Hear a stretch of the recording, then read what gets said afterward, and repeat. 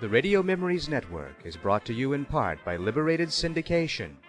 Podcast publishing made easy. Libsyn.com. That's Libsyn.com.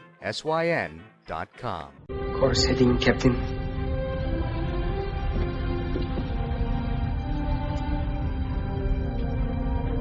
Second star to the right. And straight on till morning.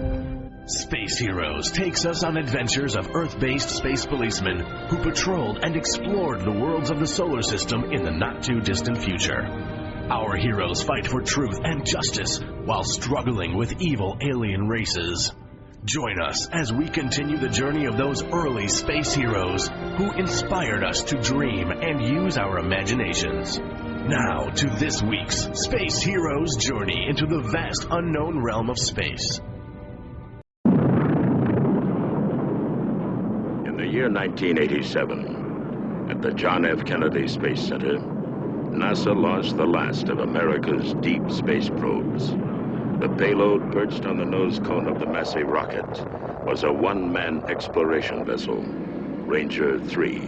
Aboard this compact starship, a lone astronaut, Captain William "Buck" Rogers, was to experience cosmic forces beyond all comprehension. An awesome brush with death. In the wink of an eye, his life support systems were frozen by temperatures beyond imagination. Ranger 3 was blown out of its planned trajectory into an orbit 1,000 times more vast. An orbit which was to return the ship full circle to its point of origin, its Mother Earth, not in 5 months, but in 500 years. For 500 years, Buck Rogers drifted through a world in which reality and fantasy merged into a timeless dream. Let's join the Buck Rogers of the 25th century in this week's exciting space adventure. Buck Rogers in the 25th century.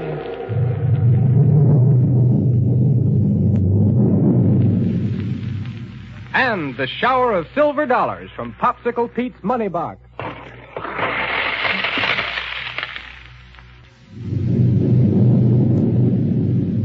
Now let's get back to the world of the future. When Buck, Wilma, and Dr. Huer started on their expedition underground in the mechanical mole, Sergeant Karlborg, following orders and having no idea what might happen down there, went back to the main rocket ship hangar to contact the president's office by radio.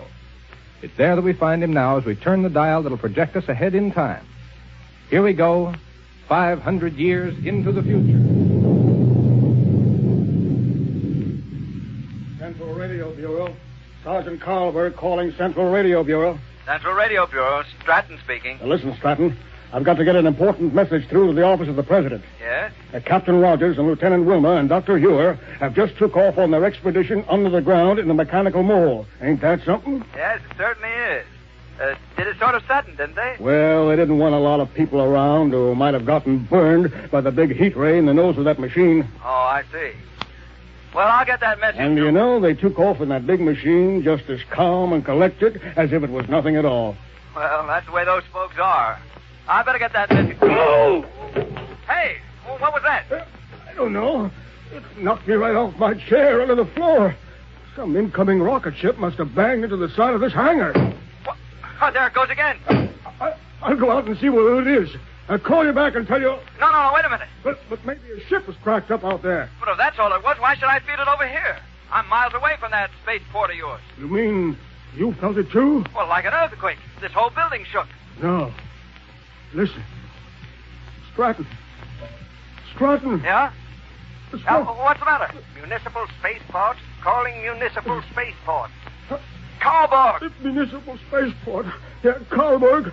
Central Scientific Bureau speaking.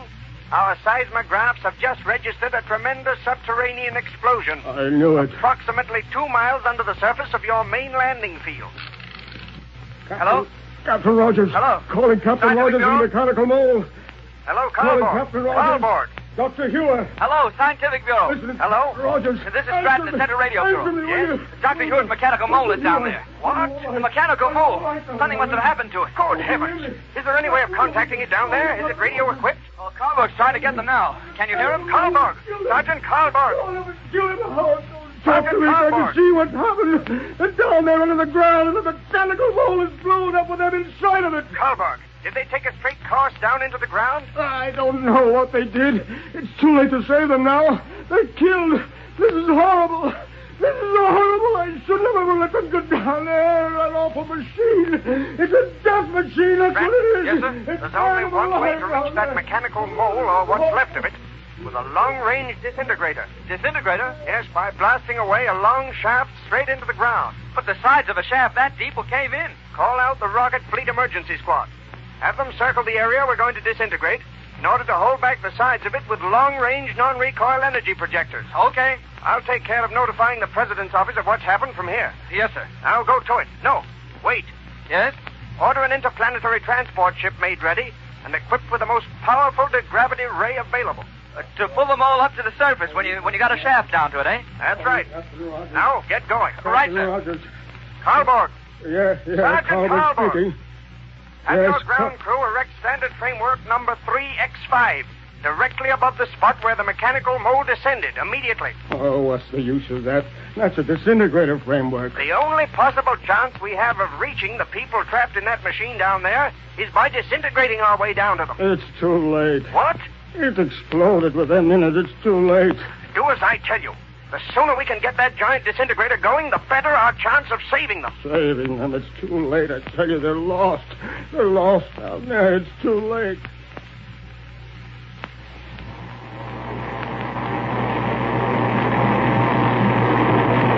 All right, now. Turn that disintegrator off. Cut disintegrator! No use, Major. As fast as you disintegrate out that hole, it fills in from the side. Karlberg is right, Major.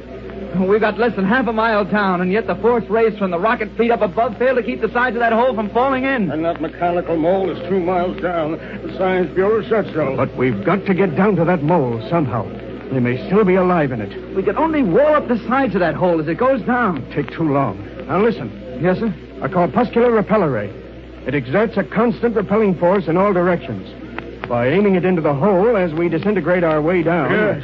Dr. Ewer has one of them things in his private laboratory. Good. Maybe the very thing that'll save his life. Well, I'll order it brought over here to the field right away. Let's save his life. What's that? Oh, it's too late. It's too late to save him. Have you tried to contact them again by radio, Karlberg? Sure, I keep trying all the time, but what good is it? They're goners down there. Stop blabbering about it being too late and stand by that radio unit. Corpuscular repeller ray is on the way over here, Major. Good. Then order the disintegrator to blast away again. Our only chance to reach that mechanical mole lies in the disintegrator. Disintegrator, full blast! Disintegrator, full blast!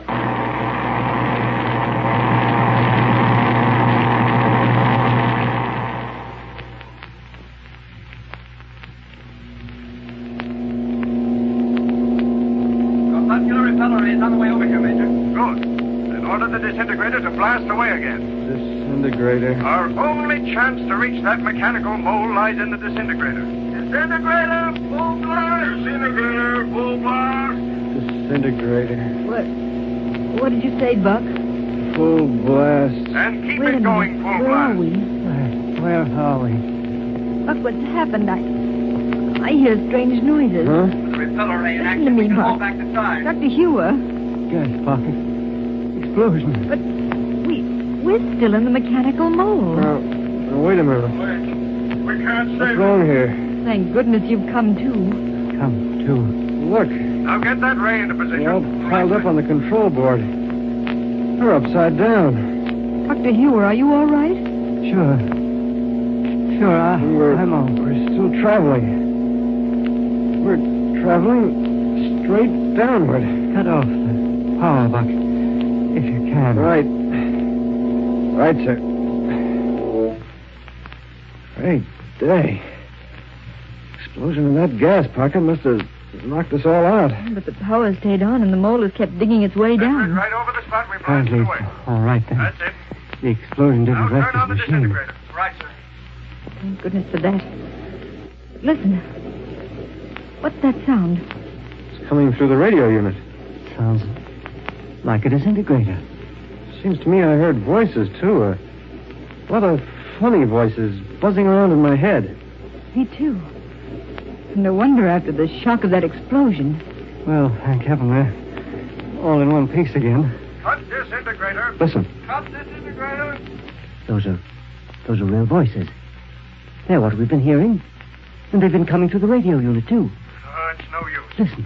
There's nothing we can do to keep the sides of this shaft we're blasting away from caving in. Shaft they're blasting away. What's Major? They're still down there, trapped in that mechanical mold by the explosion. And heaven only knows how we'll be able to reach. Wait a minute. Don't you see? Doctor, the explosion was felt up on the surface. They probably tried to contact us. That's why their radio transmitter's on up there. So, of course, we hear them. Oh, of course. Being out cold, we couldn't answer. So now, in order to rescue us, they're trying to disintegrate a shaft down here. Oh, sure. That voice is Major Stanton. We'd better contact him. By all means, Doc. Right away. Yes, sir.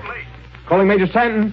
Calling Major Stanton. Listen, the radio. That's on the mechanical mold wavelength. Hey, Major Stanton. Impossible. Hello? Hello, Major. This is Buck Rogers. What? Hey, hello up there. Captain Rogers. I told you they were all right down there. Captain Rogers, where are you? What happened? Well, we ran into a gas pocket, Major, and the blame thing sort of blew up on us. Oh, thank heaven you're all right again. Or are you? Well, a little shook up, that's all. It doesn't seem possible, Captain. That explosion fairly rocked the whole city. Yeah, it kind of banged things around down here, too. You see, when we came to a minute ago, we found the mechanical mole was still plowing its way downward. But we've cut off the power now. Oh, then it's still in working order. Yeah? Word that you're all right has got to all the people up here, Captain. They're cheering and yelling all over the landing field. And many are on their knees offering thanks. Well, tell them we're all okay and that everything's all right. I will. But now, is there anything we can do to help you return safely to the surface? How far down are you? Well, I don't know. You see, most of the instruments here on the control board are smashed. And at the rate we were going, there's no telling how far downward we've traveled since that explosion. I see. But, of course, you're returning to the surface now, so Returning to the surface? Yes, of course. Oh, not a bit of it. We're just getting started on this underground exploring expedition. But good heavens, Captain Rogers. Isn't that right, Wilma? Sure. Dr. Hewer? Absolutely. Sure, Major. But don't worry. We'll keep in touch with you by radio. And if anything exciting happens, we'll let you know. Amazing. If anything exciting happens. Well, I don't know about you, but I wouldn't miss the next episode for anything.